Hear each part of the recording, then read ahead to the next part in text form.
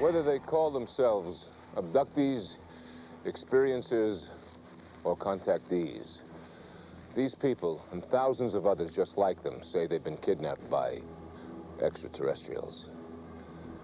Could an alien race actually be conducting a widespread abduction program? It's a question that goes right to the heart of the UFO controversy.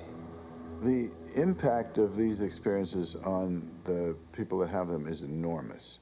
This UFO... Harvard professor of psychiatry, Dr. John Mack, is a Pulitzer Prize-winning author who has researched the abduction phenomenon. His book, detailing his exhaustive study, is considered a landmark work on the subject. The abduction experience changes them at every level and changes their relationships within their families, their sense of who they are, their sense of the world that they live in. This is an enormously powerful part of their life experience.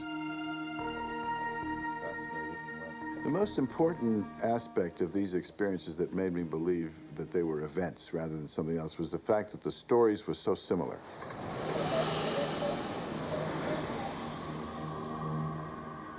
A typical abduction would go something like this.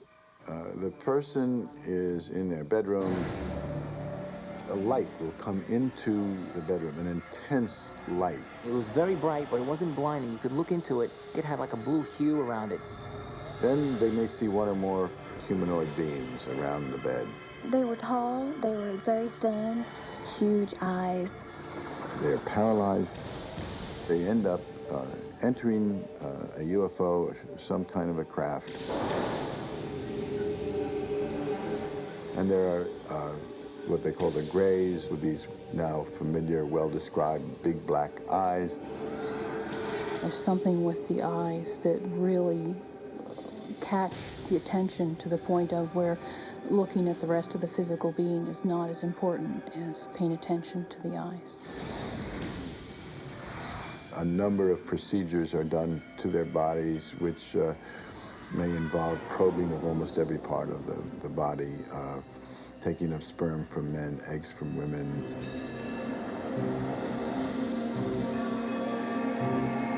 It was very powerful and very intense, and felt very I felt very violated.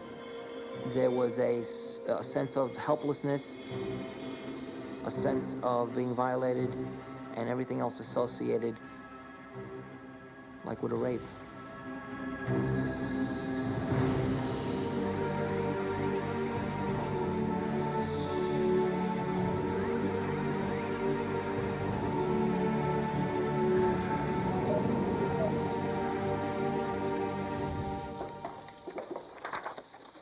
But are these stories true? Or are they just well-told, imaginative lies?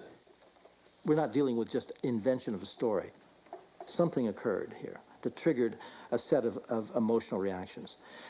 That's highly significant. Who knows why? I mean, who knows how this... Bud Hopkins is an abduction expert who has written a number of best-selling books on the subject.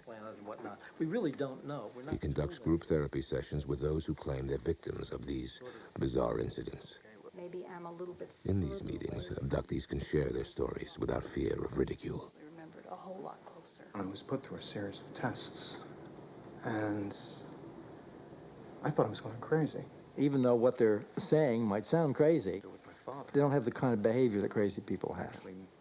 When we do psychological testing, we find that these people are essentially psychologically normal. But a common thread in these abduction stories raises doubt. Most abductees have little conscious memory of their time spent with the aliens. They do an incredibly good job of blocking your memory from recalling almost anything. And this is the most difficult obstacle to overcome. It's this aspect of the abduction experience that Hopkins has termed missing time. And he explores it through hypnosis. I'm going to count to 3. Over his 30 years of studying UFOs, Hopkins has hypnotically regressed hundreds of abductees. He's convinced the truth can be found in the subconscious mind. I want to scream for my mom. Mm-hmm. But I can't. Why? Because it hurts to move. There's just all around me, and I can't move anywhere. There's no space to run. I've worked with abductees from South Africa and Saudi Arabia and Israel. Just standing there in the middle of the room, is that it? I have no alternative than what the evidence suggests to me in an absolute way. It's going on. It's happening. It's real. The abduction phenomenon is absolutely everybody. It's the good, the bad, the ugly. It goes across all racial divides and gender, of course, and cultural level.